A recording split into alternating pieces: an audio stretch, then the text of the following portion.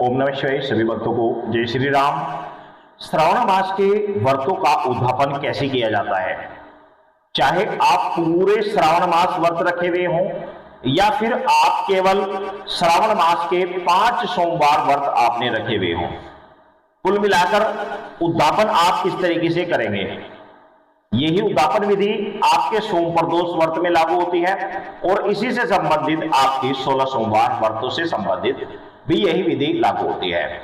किस तरीके से उद्यापन किया जाता है आइए जानते हैं। आपको कुछ सामान की आवश्यकता पड़ेगी, वो मैं आपको क्रिया से बताते चले जाऊंगा कि किस तरीके से क्या क्या सामान आपको चढ़ाना है, आप समझ जाना। सर्वप्रथम आप दूध, दही, घी, शहद, शक्कर, इसको पंचामृत बोलते हैं। दूध, दही, घी, शहद, शक्कर, पंचामृत, साथ में जल, गंगा जल। इसके अलावा आप चंदन आपके पास, चाहे चंदन आपके पास है ठीक है, नहीं तो मंदिर में आप ले लीजिए, पाउडर ले लीजिए। इसके अलावा बेलपत्र, भांगपत्र, पुष्प यदि 5 प्रकार के हैं तो अति उत्तम है।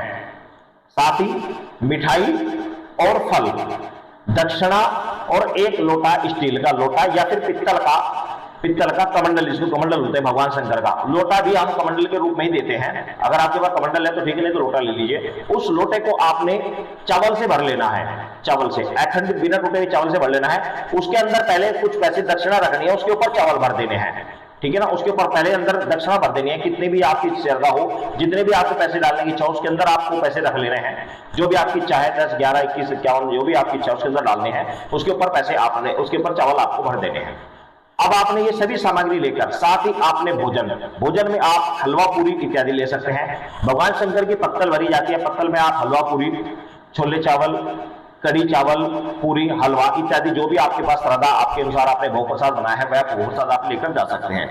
सर्वप्रथम आपने भगवान शंकर के मंदिर में गए, आपने भगवान शंकर के सामने जाकर आपने जय श्री राम आपने 3 बार बोलना है और शिवलिंग को आपने जल से अभिषेक करना है, जल से और गंगा जल से अभिषेक करा देना है।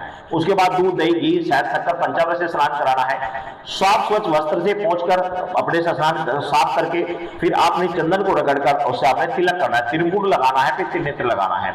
इस प्रकार भगवान शंकर को आपने तिलक कर दिया। उसके बाद बेलपत्र चढ़ाने हैं, भांग पत्र चढ़ाने हैं, पुष्प चढ़ाने हैं, आपके पास जो ऋतुफल है ऋतुफल चढ़ाने हैं। और इसके अलावा आपने यदि धन की कामना रखते हैं तो कमल गट्टे चढ़ाने हैं, कमल गट्टा आप ले लीजिए, कमल गट्टा आपको चढ़ाना है या फिर कमल का पुष्प आपको चढ़ाना है। मिठाई चढ़ानी है और साथ ही आपने दक्षिणा चढ़ानी है। इसके अलावा जो कमंडल आपने लिया हुआ है, लोटा लिया हुआ है, वह भगवान शंकर को आप समर्पित कर देंगे। भगवान शंकर की मूर्ति के पास आप उसको रख देंगे, दाईं साइड में कमंडल को, दाईं साइड में जहां राइट हैंड होता है उसके नीचे आपको कमंडल में आपको रख देना है, कमंडल रूप में वह लोटा या कमंडल।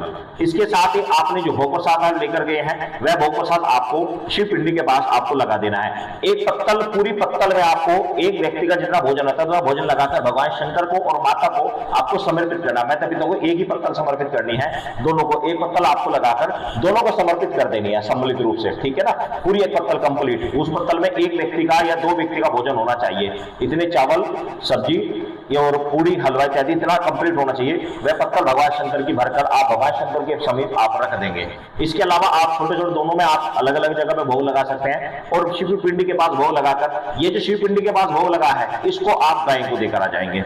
इसके अलावा ये तो रहा नॉर्मल जो सभी को करना ही होता है, इतना तो करना ही होता है। अब इसके अलावा यदि आपका सामर्थ्य है तो भगवान शंकर के, माता के, गणेश के, कार्तिक, नंदी के इनके वस्त्र भी आप ला सकते हैं, इनके वस्त्र ला सकते हैं, इनकी फूल मालाएं ला सकते हैं अगर आपका सामर्थ्य है तो।